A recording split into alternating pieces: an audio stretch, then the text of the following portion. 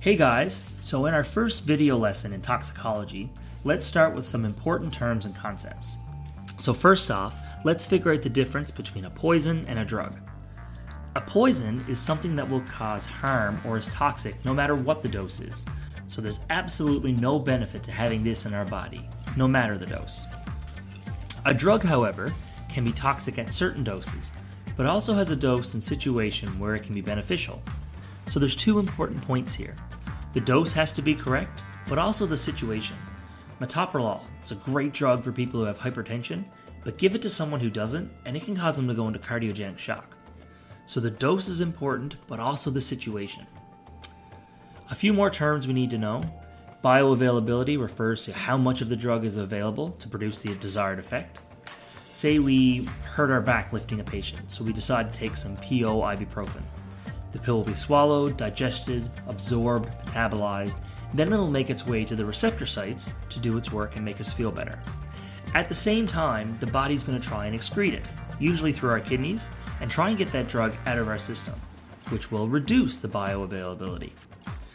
So as long as there's enough ibuprofen in the bloodstream, I'll feel the effects, I'll feel the analgesia. Once it gets below a certain point, I'll start feeling the pain again, and I'll need some more in order to feel better. Typically, this is a weight-based dose, so milligrams per kilogram of ideal body weight. Half-life is a term used to describe the length of time it takes to metabolize half of a given drug. Alright, last few terms. So we know we need a certain amount of drug to give an effect, and our body is slowly excreting that drug away. So what happens if we give a really big dose all at once? Won't it last longer? Well, yes and no. That's called a loading dose, and we'll often give a big dose of a drug, like say morphine, to get the patient feeling better or get those effects, and then give smaller doses called maintenance doses, to keep enough of the drug available to work. The problem is there are limits of how much drug you can have in your body at once before you hit toxic levels. The lethal dose would be the amount of drug required to kill a percentage of the population.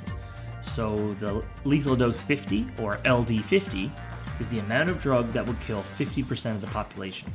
The therapeutic dose is the amount of drug that provides a therapeutic benefit to the patient. These doses are typically given in milligrams per kilogram. The difference between the therapeutic dose and the toxic or lethal dose is called the therapeutic window, or therapeutic index. So we know how we dose drugs, and we know we have to be careful how much is in the body at any given time, and that we use loadings and maintenance doses to keep that effect versus toxicity in check. It's also important to think about route. The way we introduce drugs into the body will have massive impacts on how quickly or in what form it enters the body. Alcohol is a great example. You can sit down and drink a beer, which has about 5% alcohol, and you'll feel just fine. But inject that beer into your veins, and you're going to get real sick. That's because when you drink a beer, a lot of the alcohol is first metabolized by the liver into other compounds. On top of that, the pH of the beer is about 4, which is no big deal to your GI tract, but your body can't tolerate a blood pH anywhere near that. So route matters to make sure the drug enters the bloodstream in the way it's supposed to, but also at the right speed. 0.4 milligrams of nitroglycerin spray takes about 5 minutes to be absorbed into the blood sublingually, which means you're getting about 20 micrograms per minute. Now, try and inject 0.4 milligrams of nitro IV, and your patient's going to be on the floor immediately. The typical routes of administration are oral, inhaled, absorbed, as in through skin or mucous membranes, and injected. This should be a review from you guys from lab and pharmacology from last year, but we'll talk about it more when we get into our first class.